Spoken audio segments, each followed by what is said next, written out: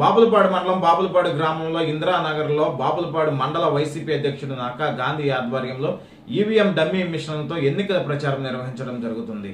జగనన్నే మళ్ళీ మన సీఎం సింగిల్ వస్తుంది సీమ సింహం జగనన్నే మళ్ళీ మన సీఎం.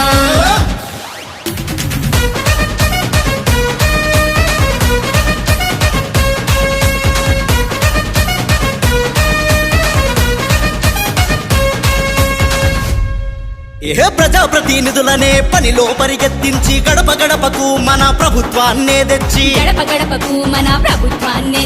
సంక్షేమ పథకాలను ప్రతి ఒక్కరికి అందిస్తే ప్రతిపక్ష నాయకులు ఏదో ఒక నిందేస్తూ